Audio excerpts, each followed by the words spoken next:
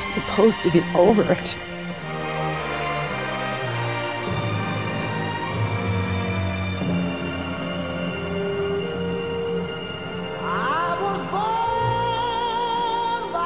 We thought we were going to school. We did not know that we were going to run headlong into the American white supremacist, black-hating people. Ever since, it's been a long time coming, but I know a change gonna come.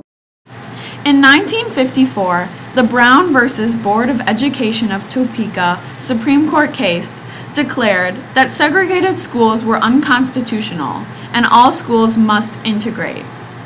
The school board of Little Rock, Arkansas, within 1 week, was one of 2 southern states to announce it would immediately take steps to comply with the ruling. They would gradually integrate the district schools. The Arkansas Law School had been integrated since 1949, and by 1957, 7/8 of the State University of Arkansas had been desegregated.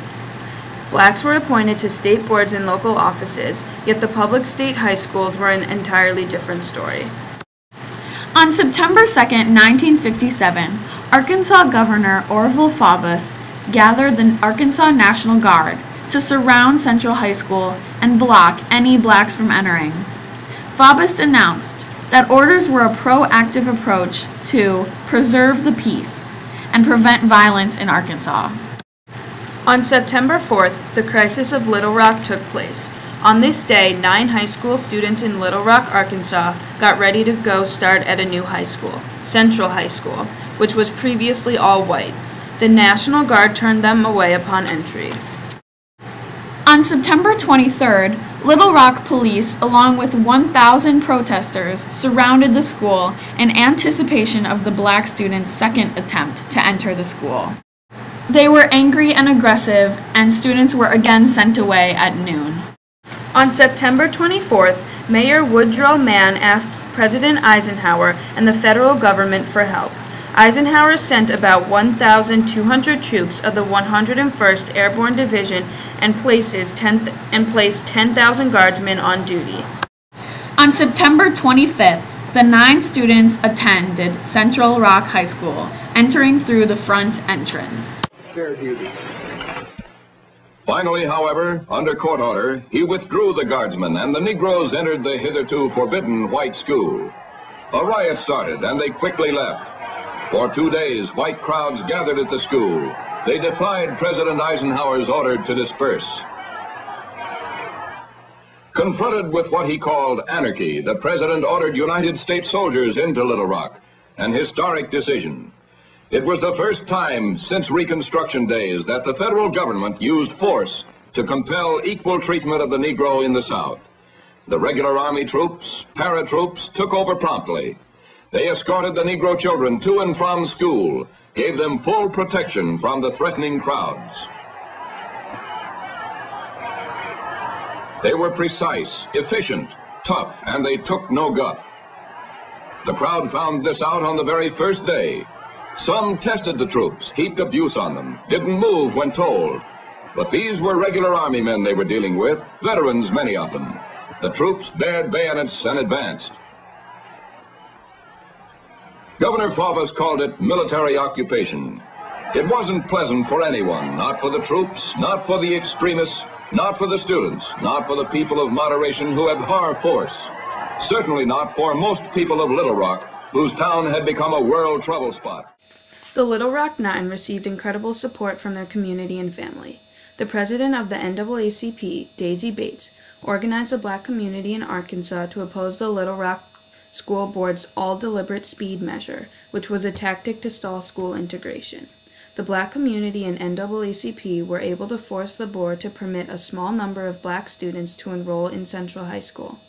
All 9 students credit their families for providing heroic support and for pushing them to continue going to Central High School.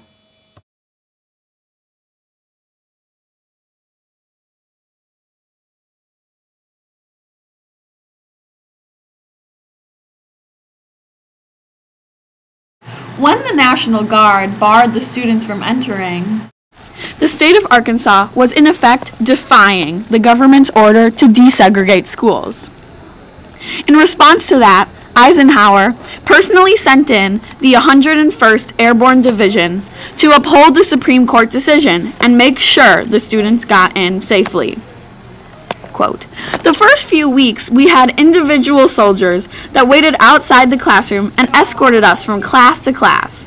So yeah, you felt very safe. And this was going to be something that kept the mob, the segregationists, the White Men's Council at arm's length. I remember them being very efficient and felt protected and thought they did a terrific job." Ernest Green, one of the Little Rock Nine. All in all, if it were not for the military personnel, the Little Rock Nine students would not have made it through school. While the federal government and the governor of Arkansas had differing opinions, the federal government persevered and executed its power in a way that was arguably anarchic, but rightfully justified. It was an upsetting reality that the students faced harmful violence as they peacefully tried to attend school. Mobs and students who strongly opposed civil rights and educational equality perpetrated the violence against the Nine. Elizabeth Eckford was jeered, taunted, and threatened as she approached the school building, while the National Guard stood by watching, doing nothing to protect her. During the school day, the Nine faced continued painful misfortunes. White students abused the black students by beating, shoving, jeering, insulting, and humiliating them. The violence committed by people against civil rights and educational equality forced President Eisenhower to send 1,000 soldiers of the 101st Airborne Division to Arkansas to protect the Nine from the severe racist violence committed by the mobs. Even after the soldiers were in Little Rock, violence continued. Melba Beals was almost blinded when a lighted stick of dynamite was hurled at her body. She was stabbed and acid was sprayed in her eyes. One of the soldiers acted quickly and saved her eyes from permanent damage. Opposition to the Little Rock Nine was severe and led to many injuries. Cross-racial hostility was very prominent when Central High School was desegregated. The Nine encountered mob violence, which was so crazy that the Little Rock police force could not handle it. Inside the school, hostility thrived, while students were taunted, insulted, beaten, shoved, and much more. When the 101st Airborne Division was sent to Little Rock, the 9 students were able to enter the school. The actions of all these men display important measures of cross-racial cooperation. Governor Fabas was very close-minded and made an impactful decision that demonstrated his hostility towards blacks. From 1958 to 1959, Governor Fabas closed Central High School and other Little Rock high schools as an act to stop desegregation. It was an action that left black students without a place to attend school for a year, while white students went to private schools in the area.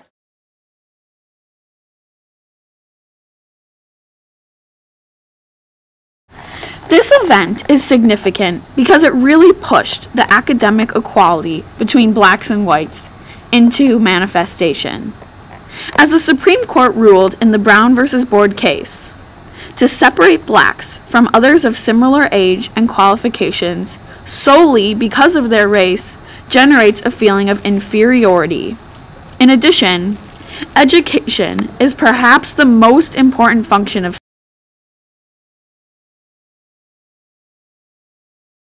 It's been a long time coming, but I know